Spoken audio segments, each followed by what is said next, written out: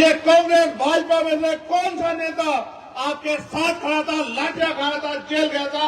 आप अपने मन से पूछ के बताओ। क्या इनका रिश्ता आपसे सिर्फ वोट का ही है? आपने देखा नहीं, आपने भाजपा को हराने के लिए, भाजपा के लिए जो लाठियां आपकी पीठ पे डाली, उनसे बचने के लिए आपने कांग्रेस को वोट दिया। लेकिन 1.5 साल में कांग्रेस के लोग कांग्रेस पार्टी को तोड़ के और भारतीय जनता पार्टी में शामिल हो गए। जो पार्टी अपने विधायक नहीं रोक पाई, अपने विधायकों की रक्षा नहीं कर पाई, वो आपकी रक्षा कर लेगी क्या? बताओ। जो अपने ताकतवर, देखो उनके लोग झूठे थे, उनके लोग लालची थे, वो लोग भागे, जनता नहीं भागी। जनता ने तो तय किया था कि भाजपा की का ढक्कन बंद करना, और आपने करके भी दिखाया। लेकिन मुझे बताओ मेरे लोगों, वो अपने स्वार्थ में चले गए, इससे आपको क्या मिला? कुछ मिला? और आप उनसे उम्मीद क्यों करते हो कि वो आपको कुछ देंगे?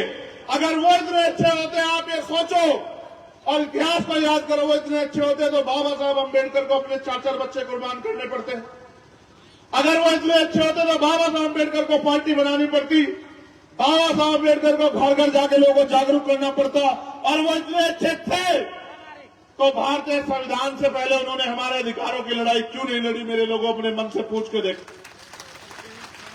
जो जुर्म, जाति, अन्य अत्याचार और अधिकार विहीन रहे आप लोग। आपको पढ़ने का अधिकार नहीं था, आपको घूमने की आजादी नहीं थी, आपको खेती किसानी करने की आजादी नहीं थी, आपको विदेश जाने की आजादी नहीं थी, आपको मकान बनाने की आजादी नहीं थी, आपको उद्योग धंधे करने की आजादी नहीं थी। आपके बीच से एक आदमी खड़ा हुआ जिनको हम बाबा साहब अम्बेडकर के रूप में जानते हैं, और उनसे पहले छत्रपति साहू जी महाराज, जो कुर्मी कुल के थे, कुर्मी, गुर्जर, मराठा एक ही कुल है पूरा। छत्रपति साहू जी महाराज ने 1902 में आरक्षण की व्यवस्था की। उससे पहले डॉक्टर बाबा साहब अम्बेडकर ने, जिनको गुरु माना, राष्ट्रपिता ज्योतिबा फूले ने, उन्होंने और उनकी पत्नी ने तमाम तरह के अपमान सहे और हमें हमारे पैरों पे खड़ा करने के लिए 18 स्कूल खोले। मेरे लोगों, जब मैं आया, मुझे आगे हमारे नौजवान भी मिले। मैं आपसे भी पूछ रहा हूं और अपने दिल पे हाथ रख के गवाही देना। आप 12 फरवरी को जुटे थे मेरे साथ भोपाल में, और हमने अपना मांग पत्र सौंपा था सरकार को। आपके पास लाखों की भीड़ थी, लेकिन वोट की शक्ति उस समय नहीं थी, चुनाव नहीं था। आपके पास एमपी एमएलए नहीं थे, उन्होंने आपकी बात को नजरअंदाज कर दिया। आपको समझ आया कि लाखों की भीड़ भी कुछ नहीं कर सकती है। लेकिन अगर सोचो आपके 10 एमएलए यहां होते तो मैं इस सरकार के गले में हाथ डाल के आपके सारे काम करवा देता। अभी मुझे हमारे लोग मिले, कह रहे भैया मान सम्मान नहीं मिल रहा है। आप मुझे जवाब देना मेरे लोगों, जो मिशन का काम करते हैं वो मान सम्मान की परवाह करते हैं क्या? आप मुझे अपने मन से बताओ, कोई ऐसा महापुरुष बताओ जिसने अपमान ना सहा और अपमान सह के इस लड़ाई को ना लड़ा। एक बताओ, क्या बाबा साहब अम्बेडकर ने अपमान नहीं सहा? तमाम तरह की प्रतिभा होने के बावजूद भी अपमान सहते रहे, आरोप प्रत्यारोप सहते रहे। जब बाबा साहब अम्बेडकर अपने समाज को जगाने के लिए काम कर रहे थे, लोग कहते हैं अंग्रेजों के एजेंट हैं। जब मान्यवर काशीराम साहब क्लास 1 के अफसर अपनी नौकरी छोड़ के इस काम को कर रहे थे, तो लोग उन्हें, कांग्रेस बीजेपी के लोग कहते हैं सीआईए के एजेंट हैं। और आज अगर आप काम कर रहे हो तो आपके बीच में ही कुछ बिकाऊ टाइप के लोग हैं, आपको भटकाने का काम करेंगे। मैं आपसे पूछना चाहता हूं, अपने दिल में हाथ रख के जवाब दो। आपकी तरफ जब जब अन्याय की आवाज उठी है, आपके साथ भीम आर्मी आजाद समाज पार्टी को छोड़ के कौन खड़ा था? अपने दिल से जवाब देके बताओ, कोई था क्या? आपसे चुनावी रिश्ते रखने वाले लोग आपके बीच में आएंगे, बड़ी बड़ी सभाएं करेंगे और कहेंगे ये आपकी जाति के नेता। मैं आपसे पूछना चाहता हूं, हमारे बहुजन समाज के लोग यहां बैठे हैं, जब आपके गुर्जर समाज में 25 तारीख को अन्याय हुआ, उसके बाद एक नेता बताओ कांग्रेस बीजेपी का जो आपके पक्ष में खड़ा होकर लड़ने का काम किया किसने? आप बताओ। आप ये समझते हो जाति से नेता होता है? नहीं, वो सिर्फ अपनी पार्टी के सच्चे सिपाही हैं, आपके समाज के सिपाही नहीं है। उनको अपनी पार्टी के लिए समर्पित रहना है, समाज से उनका कोई लेना देना नहीं। जो समाज के लिए समर्पित है वो यहां बैठे हैं। मैं मानता हूं रविंद्र भाटी को कि वो हॉस्पिटल में थे, मुझसे कहा कि नहीं चलेंगे तो जिसे जान चली जाए, लेकिन समाज के मान सम्मान की लड़ाई 12 फरवरी को चलेंगे। ये 12 फरवरी नहीं, कौन सितंबर क्या था?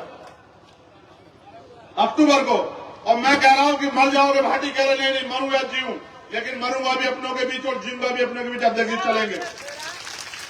भूपेंद्र कराड़ा आम आदमी पार्टी में थे। मैंने इनसे पूछा क्यों भाई तुम्हारे समाज के लोगों की खाल उतारी जा रही है, तुम आम आदमी पार्टी का झंडा उठा अपने नेता कहो बोले। जब इन्होंने कहा बोलो तो उन्होंने कहा तुम जातिवादी हो, तुम गुजरों की बात कर रहे हो, निकलो हमारी पार्टी से। एक सेकंड नहीं लगाई, भूपेंद्र ने कहा ये रखिए आपकी पार्टी, अगर मेरे समाज की बात आएगी और मैं उनकी लड़ाई नहीं लड़ता कमजोर वर्गों की, ऐसी पार्टी का कोई मतलब नहीं, मैं पार्टी को ठोकर मारता। हमारे लोगों को भले मैं समझता हूं उनके मन में होगा कि मैंने भूपेंद्र को यहां क्यों मौका दिया, उसका कारण मान्यवर काशीराम साहब कहते थे जिनका नेता नहीं होता उनका कुछ नहीं होता, जिनका दल नहीं होता उनमें बल नहीं होता, जिनके पास बल नहीं होता उनकी समस्याओं का हल नहीं होता। मैं मानता हूं कि भूपेंद्र यहां मजबूत है, आपकी आवाज बनेगा, आपके सामने खड़े होगा, कल आपकी तरफ कोई जुल्म होगा ये सीना तान के खड़ा होगा अपने भाइयों की रक्षा के लिए, इसलिए मैंने भूपेंद्र को मौका दिया। यहां हमने 100 से ज्यादा प्रत्याशी लड़ाए और उन 100 में से 70 प्रत्याशी हमने अपनी पार्टी संगठन के कार्यकर्ताओं को लड़ाया। 10-20 लोग ऐसे भी चाहिए जो इस समाज की पहरेदारी कर सके और इस समाज में एकता बना सके। हम एकजुट हुए बगैर इनका मुकाबला नहीं कर सकते। आप राम खिलाड़ी जी को भूल गए हो क्या बताओ? एक समय था राम खिलाड़ी जी का नाम था और राम खिलाड़ी जी हर कमजोर के आवाज थे, लेकिन उस राम खिलाड़ी को क्या मिला आपके आवाज आपकी लड़ाई लड़ने पे? उनकी हत्या की गई और हत्यारे बेखौफ होकर घूम रहे हैं। और दशरथ भाई यहां बैठे अभी मुझसे कह रहे थे पता नहीं भाई कौन सी गोली मुझे कहां से आके लगेगी। मैंने कहा दशरथ याद रखना ये धरती लाल हो जाएगी अगर तुम्हारी तरफ आंख उठी, ये तुम्हारे भाई का वचन है, इस बात को याद रखना। ये लड़ाई स्वाभिमान सम्मान की है। यहां इस सभा में मेरे वो भी साथी बैठे हैं जो इस लड़ाई को 25 सितंबर वाली को लड़े और मैं उनको देख रहा हूं वो छिपे छिपे बैठे हैं। उनके घर में बुलडोजर ले जा खड़ा किया गया, उन पर 5-5 हजार का इनाम रखा गया, बहुत बड़ा अपराध कर दिया। और आप ये देखो अपराध सिर्फ ये है कि वो अपने समाज को खड़ा करने का प्रयास कर रहे हैं। ये मेरे लोगों मेरी बात पे गौर करो, ये लोकतंत्र में ये मौका मेरे नौजवान साथियों 5 साल में दोबारा तुम्हें 5 साल बाद मिलेगा, तुम तय करो। अगर तुम चूक गए, गलती कर दी, तुमने पहले भी वोट दी है, ये बहन बेटी हमारा सम्मान यहां बैठी, मैं इनका धन्यवाद करूंगा माओ बहनों का। लेकिन आप ये सोचो अगर इस देश में बहन बेटियों का अपमान होता है, जुल्म जाती होती है, इसके जिम्मेदार हम लोग, हम नालायक लोगों को, गैर जिम्मेदार लोगों को वोट देकर ताकत देते हैं, वो लोग अपने चंद पैसों में अपने जमीन को बेच देते हैं। अगर यहां वास्तविकता में आपके बीच के लोग आगे बढ़ेंगे तो आप बताओ डीएमएसएसपी किसका होता है? मुझे बताओ। डीएमएसएसपी उसका होता है, इसकी सरकार होती। अगर यहां आपका आदमी ताकतवर होगा तो क्या कोई डीएमएसएसपी आपके लोगों की हत्या करवा देगा या आपके लोगों की हत्या में शामिल व्यक्ति को बचा लेगा? क्या किसी बहन बेटी का अपमान होगा? देश को इतिहास को पढ़ो, 50,000 महिलाओं के साथ रेप हत्या होती है, आपकी बच्चियां, वो बच्चियां सोचते हो कभी तो हमारे लोग खड़े होंगे, कभी तो हमारे लोग हमारी पीड़ा को देखेंगे, ये उम्मीद करते हो कोई तो मसीहा जन्मेगा। कोई मसीहा वापस नहीं आएगा, आपको अपने पैरों पे इस लड़ाई को लड़ना पड़ेगा।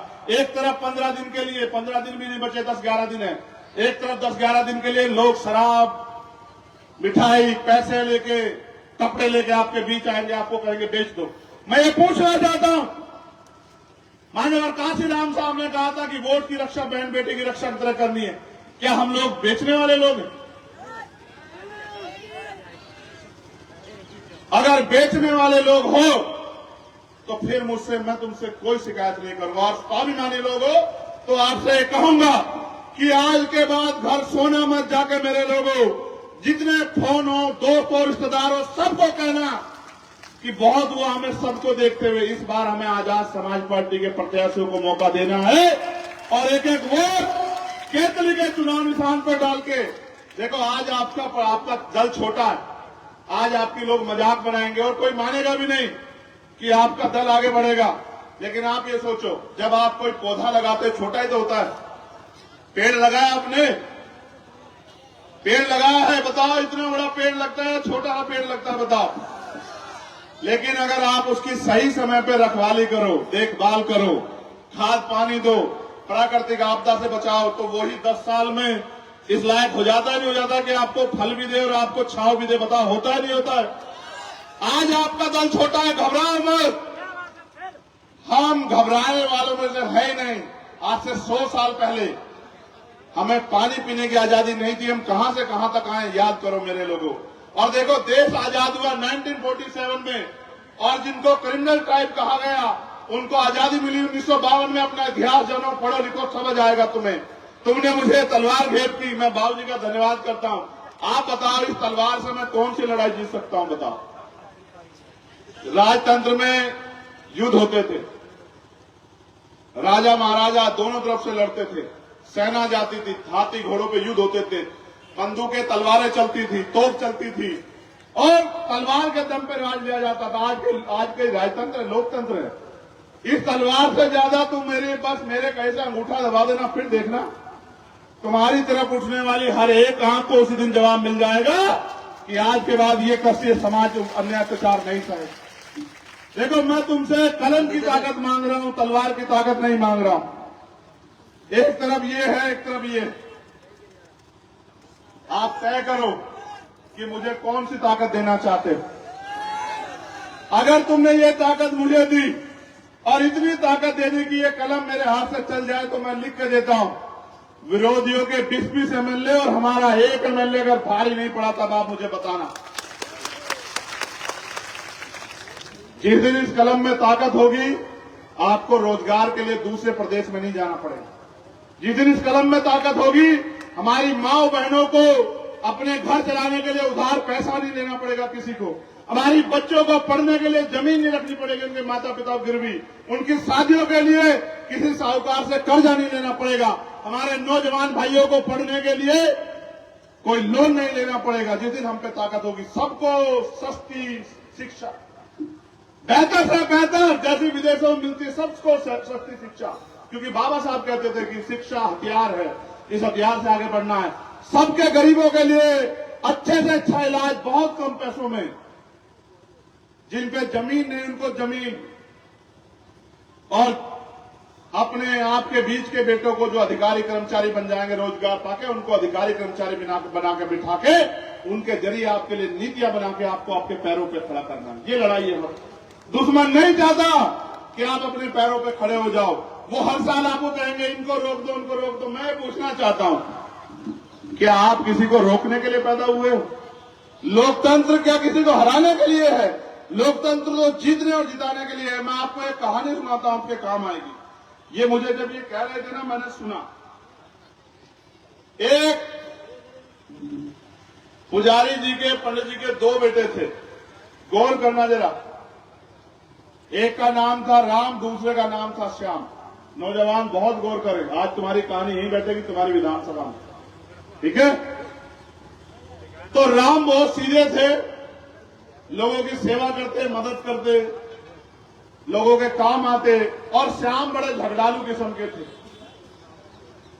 श्याम का काम था हर गरीब कमजोर को सताना, उनके साथ झगड़ा करना, उनकी जमीन कब्जा लेना, उनको परेशान करना।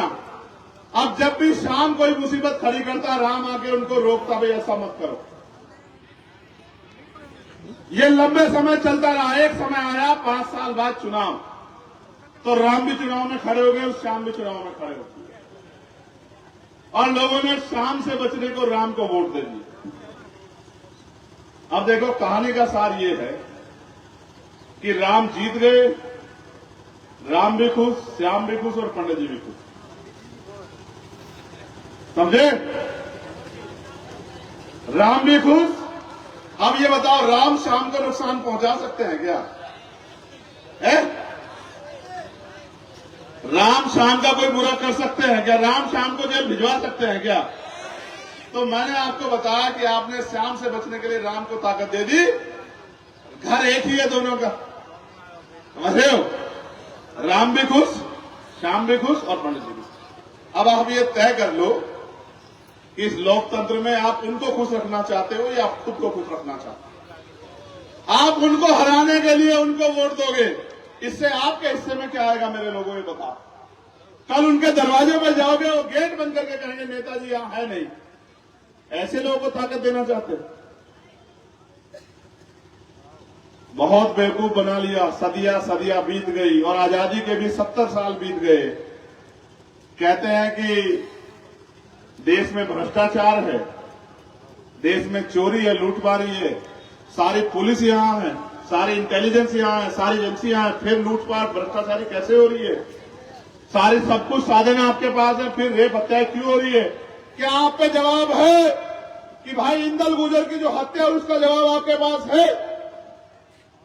जब सारी पुलिस सारी एजेंसी आए तो इंदल गुर्जर की हत्या क्यों हुई? जवाब दो मेरे लोग। आप पे जवाब है। आपके आवाज उठाने के लिए मैंने कमल नागर को हिम्मत दी। वो आपके बीच का बच्चा आपकी लड़ाई लड़ता था, उसको उठा के जेल में बंद कर दिया। क्या आप पे जवाब है कि उसको जो जेल में काली रातें काटनी पड़ रही, इसका जवाब कौन देगा? क्या आप पे हिम्मत है जवाब देने की? आज उसकी पत्नी हमारे बीच बैठी है। मैं बिटिया से कहूंगा, यहां मैं नहीं जानता कि उसके पास तुम्हें देने के लिए, उसके पास पर्चा भरने के लिए पैसे थे या नहीं थे, लेकिन मैंने उससे कहा कि बिटिया हिम्मत दिखाओ, आज नहीं तो कल गरीबों को खड़े होना है अपने पैरों पे, किसी के भरोसे मत रहो। तुम कमल की पत्नी हो, आगे बढ़ो, तुम्हारा भाई तुम्हारे साथ खड़ा है। मैंने इस उम्मीद से इसको अवसर दिया। आप बताओ, इसका साथ मिलना चाहिए आपको, नहीं मिलना चाहिए? बताओ। अगर अमीर इतने अच्छे होते और वो गरीबों का साथ देते तो कोई गरीब रहता क्या? मैं तो ऐसा व्यक्ति हूं, मैंने देखा अमीर रिश्तेदार भी नहीं बताते गरीब को। हमारे यहां भी कुछ अमीर है, कहते हैं कि वो तो छोटा सा है, हम नहीं जानते उसको कौन है। देखा आपने? वो कहते हैं छोटे मोटे लोगों को नहीं हम लोग जानते हैं। अब मैं कहूं क्या, मेरा सारा समाज इस हालात में, खाने को अच्छा खाना नहीं है, पीने को साफ पानी नहीं है, अच्छे मकान नहीं है, अच्छे कपड़े नहीं है, अच्छी सुख सुविधाएं नहीं है। कितने लोग हैं हमारे घर परिवार के जिनके घरों में एसी है? पूछ लो। कितने ऐसे लोग हैं जिन पे 4 पैर गाड़ी है? पूछ लो। कितने ऐसे लोग हैं जिनकी खुद की दुकानें व्यापार है? पूछ लो। और कितने ऐसे लोग हैं जिन पे कर्ज है? तो पूछो अपने आप, आपको पता लग जाएगा। कितने ऐसे हैं जिनके बच्चों को सरकारी नौकरी मिली? पूछो, आपको पता लग जाएगा। कितने ऐसे हैं जिनको तमाम तरह की मुसीबतों का सामना करना, आपको पता लग जाएगा। और मैं इस लड़ाई को तब तक लड़ता रहूंगा जब तक मध्य प्रदेश का हर एक किसान, कमजोर और गरीब परिवार खुशहाल नहीं हो जाता, उनके चेहरों पे खुशी नहीं आ जाती, उनको वो सुख सुविधाएं नहीं मिलती जो इस प्रदेश के अमीर ले रहे हैं। कितनों के चार्टर प्लेन है, कितनों के हेलीकॉप्टर है कुछ आपके पास, लेकिन आपकी वोट लेके उनके पास चार्टर प्लेन भी है, उनके पास हेलीकॉप्टर भी है, उनके पास जहाज भी है, उनके पास गाड़ियां भी हैं, उनके पास खेत भी है, उनके पास सब कुछ है। अब आप ये तय करो कि आप अपना भविष्य कैसा चाहते हो। मैं अपने बुजुर्गों से कहना चाहता हूं, माओ बहनों से, क्या इस देश में अपने बच्चों का भविष्य गुलामी का चाहते हो या फिर स्वाभिमान सम्मान का चाहते हो? मुझे हाथ उठा के बताओ मेरे लोगों, कैसा भविष्य चाहते हो? जोर से बताओ, कैसा भविष्य चाहते हो? क्या गुलामी का भविष्य चाहोगे? दोनों हाथ उठा के बताओ, क्या अपने बच्चों को गुलामी की तरफ धकेलोगे या फिर अपने बच्चों को आजादी की तरफ लेके जाओगे कि उनको वो बुनियादी सुख सुविधा अधिकार मिले? बताओ क्या चाहते हो? अपने दोनों हाथ उठा के बताओ। स्वाभिमान सम्मान का जीवन चाहते हो नहीं चाहते हो? बताओ। वो जो मोटरसाइकिलों पे वहां खड़े हैं उनको पूछ रहा हूं, स्वाभिमान सम्मान का जीवन चाहते हो नहीं चाहते हो? बताओ। आपका चुनाव निशान क्या है? बताओ। जोर से बताओ, आवाज नहीं आई। ये केतली आपको अलादीन के चिराग जैसे नहीं लगती है? टीवी देखा नहीं देखा बचपन में? अगर टीवी देखा तो एक ऐसा चिराग आता था और उसको घिसो तो उसमें से निकलता था कुछ, और वो कहता था, क्या कहता था? क्या हुक्म मेरे आका। मैं भी तुमसे यही पूछ रहा हूं, इस केतली को भर दो और फिर मैं तुमसे पूछूंगा क्या हुक्म मेरे आका, फिर बताना तुम्हारा हुक्म पूरा होता नहीं होता। समझ रहे हो? और सुनो, हमारे यहां एक कहावत है, अब पता नहीं तुम्हें समझ आए ना आए, सबको तुमने आजमा के देख लिया। इस बार ये काम कर, आपकी लड़ाई लड़ने की, सड़कों की तो लड़ाई लड़ी, विधानसभा की लड़ाई लड़ने की ताकत भी दो। मेरी 7 साल की उम्र नहीं है कि घर जाके बैठना है। अभी मेरे ऊपर गोली चली, आपको पता नहीं चला? पता कहां चलाई गोली उन्होंने? मैं उनसे कहूंगा अगली बार गोली सीने पे चलाना। पीठ नहीं दिखाने वालों में से हूं मैं, सीने पे खाऊंगा तुम्हारी गोली। लेकिन मैं आपसे पूछना चाहता हूं, क्यों मारना चाहते हैं वो लोग मुझे? क्या मैंने उनकी कोई जमीन दबाई? क्या मैंने उनके किसी घर पे कब्जा किया? क्या मेरा उनसे कोई झगड़ा है? उनको ये लगता है कि अगर ये खड़ा हो गया तो ये खड़े हो जाएंगे, बस ये लड़ाई है उनकी मेरी। और अगर आप खड़े हो गए तो वो जाति के आधार पर गाली किसको देंगे? वो किसी गरीब की बच्ची को अपमानित कैसे कर पाएंगे अगर आप खड़े हो गए? वो किसी किसान के मेरे की खून से होली जैसे कल खेली गई इंदल के खून से वो कैसे खेलेंगे? ये लड़ाई है बस। अगर मेरी लड़ाई होती तो वो मेरे पास बहुत आते हैं बैग भर भर के, मुझसे लेके रुक जाओ। चंद्रशेखर आजाद है, आजाद था और आजाद रहेगा। और जब तक आखिरी सांस है, जब तक आखिरी सांस है, चाहे आप आज साथ खड़े हो जाओ या कल होना, जब तक आखिरी सांस है आपके लिए लड़ता रहूंगा। कोई गोली मेरा रास्ता नहीं रोक सकती, इस बात को याद रखना। मैं तो आपसे कहना चाहता हूं, देखो सूरज ढल रहा है, एक सूरज ढल गया और एक सूरज उग रहा है। तय करो किसके साथ खड़े होना है, तुम ये तय कर लो। देखो, ढलता सूरज अंधेरा देगा और उगता सूरज क्या देगा? उगता सूरज। मैं तो मेरा बस चलता तो मैं चुनाव चिन्ह में उगता सूरज मांगता, मगर मेरी वहां चलती कम है, समझ रहे हो? देखो, नॉमिनेशन शुरू होने के आखिरी दिन सिंबल दिया, आखिरी दिन सिंबल दिया। वहां बैठे ताकतवर लोग ऐसा मजाक उड़ाते हैं तुम्हारे भाई का। आखिरी दिन सिंबल दिया, रोक के रखा सिंबल, कई जगह सिंबल दूसरे लोगों को दे दिया, कई पर्चे खारिज कर दिए। घबरा नहीं रहे, क्योंकि ये जानते हैं कि ये आसानी से रास्ता नहीं देंगे। क्या कभी अमीर जगत आसानी से अपनी जेब से कुछ निकालता है क्या? तो इसलिए कह रहा हूं, आपसे आखिरी बार पूछना चाहता हूं, हो सकता है आपके बीच ना आ पाऊं, और ये भी नहीं पता अगर एक विधायक सभा करता कितनी फोर्स लगी होती है, आप यहां बताओ। ये मेरे पुलिस के 3, 3, 6, 3, 9, 10, 11, 15 एक भाई लगाए, और वो भी बेचारे वहां खड़े हैं, कह रहे हैं कि सभा सुबह करके चला जाएगा। छोड़ दो, यहां इस भीड़ में कोई भी जिस तरह के हालात हैं, कोई नुकसान पहुंचा सकता है, लेकिन तुम्हारी जिंदगी से किसी को फर्क नहीं पड़ता। तुम मरो या जियो, इससे कोई फर्क नहीं पड़ता। ये जिम्मेदारी तुम्हारी है। तुम ये सोचते हो ये बेचारे रक्षा करेंगे, तुम्हें करनी है रक्षा। अगर तुम चाहते हो चंद्रशेखर आजाद जिए, तो अपने आप बनो सिपाही, अपने आप लो ये बागडोर हाथ में संभालो। मैं उनकी गलती नहीं निकालता, क्योंकि वो तो बेचारे सरकार के साथ चलेंगे, मगर मैं उनको भी कहना चाहता हूं, मेरे साथियों, तुम भी हमारे बीच के हो, रुक जाओ। इधर जब हमारे विधायक जीत के आएंगे और हमारे जरिए सरकार बनेगी, उस दिन मैं तुमसे बात करूंगा, याद रखो, चिंता मत करो, समय बदलेगा। ऐसा थोड़ा है कि लोकतंत्र में हमेशा कमजोर रहेंगे हम लोग।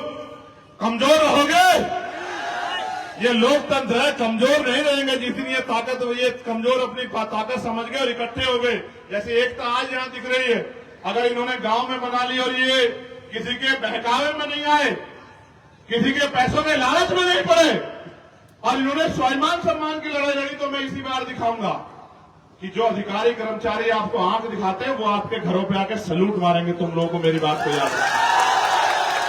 जिन अधिकारी कर्मचारियों के दफ्तरों में तुम लोग घंटे खड़े रहते हो, वो तुम्हारे दरवाजों में घंटे खड़े रहेंगे कि सर बताइए क्या काम है।